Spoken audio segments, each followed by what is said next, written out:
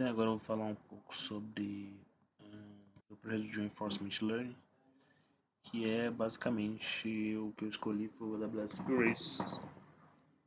Falar um pouco sobre o contexto e objetivo desse projeto, né? Um pouco sobre o contexto da AWS Race, é uma corrida que a própria AWS organiza, né? Duas categorias, a física e a virtual. A física, ela é uma etapa posterior, a virtual ela acontece uma classificação para essa física, né? E a virtual, ela tem diferentes regiões no Brasil, que tem a competição interna, primeiro no Sudeste, Nordeste, Norte, enfim. E os classificados no top 5 ali vão para corrida física, competir entre si. O objetivo, em suma, assim, é basicamente ele dar uma volta, né?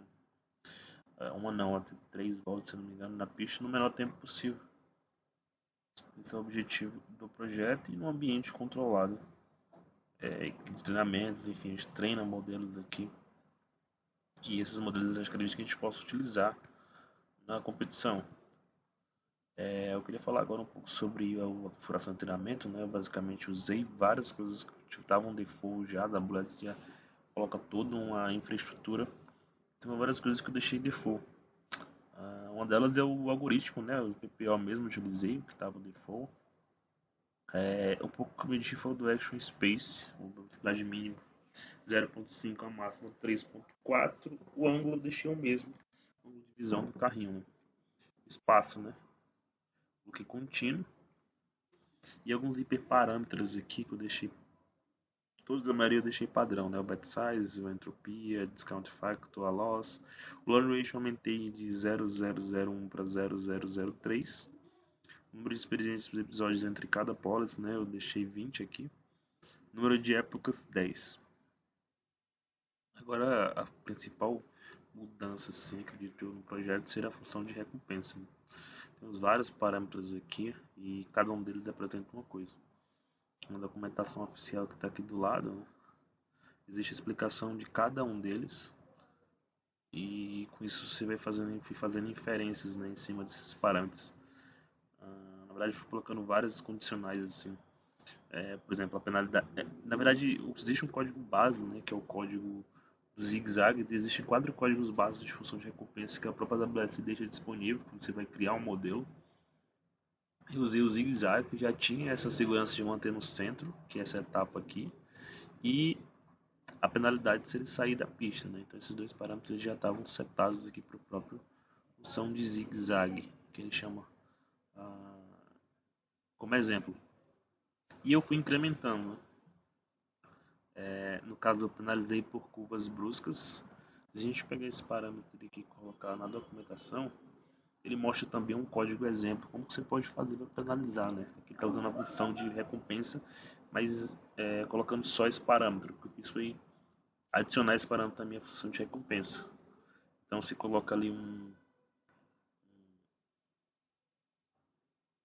ângulo específico, ele coloca ali em forma de constante, mas eu fiz hardcode mesmo. Se for modo que 15 graus, a gente pode ver também como que ele mostra aqui, ó, exatamente esse ângulozinho assim, sabe? Ele vai fazendo esse alinhamento, sabe? As rodas dianteiras. E aí ele meio que alinha com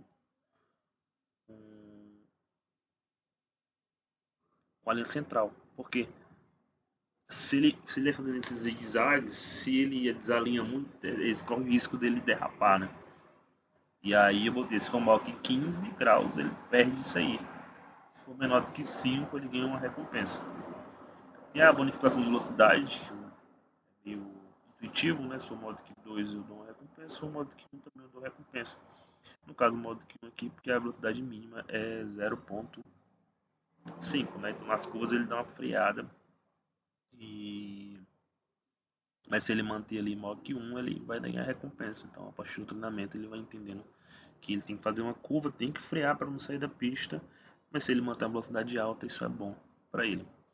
A eficiência, né, no caso do progresso rápido, é esse parâmetro progresso aqui. E o step, né? Deixa eu dar uma olhada aqui, ó, a porcentagem de voltas, né, completas na pista.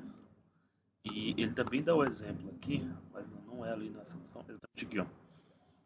Ele dá o número de passos, né, que ele faz até completar essa pista. Um padrão que a gente utilizou muito na cadeira foi 200 passos ali e tudo mais. E o progresso ele é até de maior que 90%, ele recebe uma recompensa boa aqui, né? Aqui ele colocou um resto de divisão, o 100, e aí botou um progresso e ele botou a porcentagem aqui, progresso aqui em porcentagem, né? Steps, e aí foi uma hora que ele dá essa porcentagem aqui.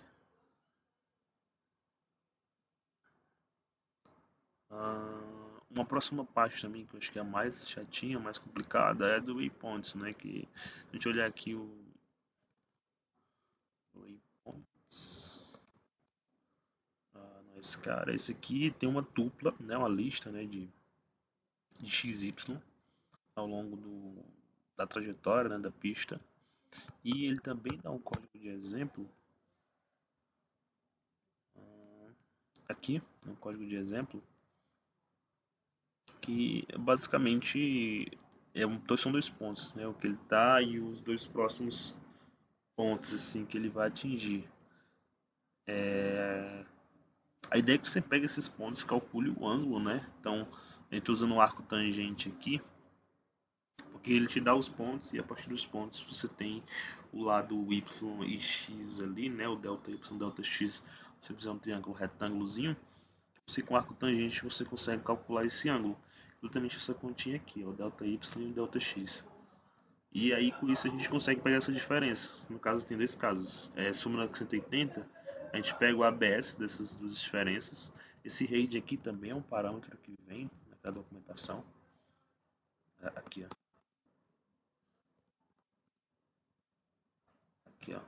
Ele mostra aqui exatamente esse ângulo, né? É o ângulo. E aí você pega essa diferença. O caso que ele for maior que 180, a gente pega o suplementar, né? Por isso que tem esse 360 menos esse direction diff aí.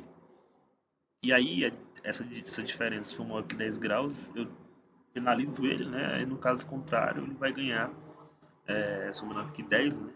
Eu vou dar uma recompensa para ele, porque aí deixa ele sempre alinhado ali, né? Se ele desalinhar muito, ele vai acabar derrapando, saindo da pista. E, então, basicamente, essa é a minha função de recompensa. É um pouco sobre o treinamento aqui, eu tenho algumas curvas aqui, né? Tem a curva principal aqui, que é a curva de treinamento, né? Recompensa média, essa verdinha.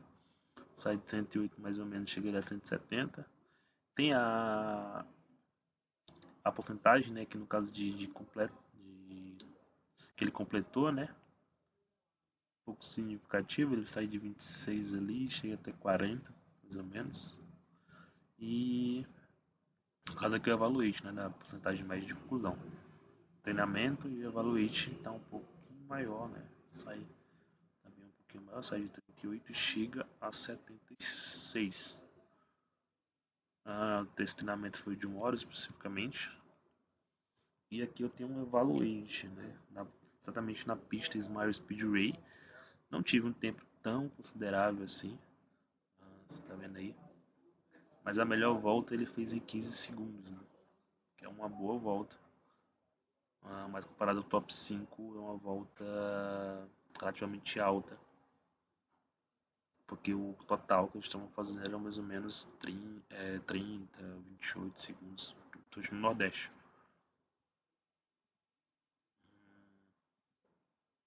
Então é basicamente isso. O projeto intermediário de Reinforcement Learning.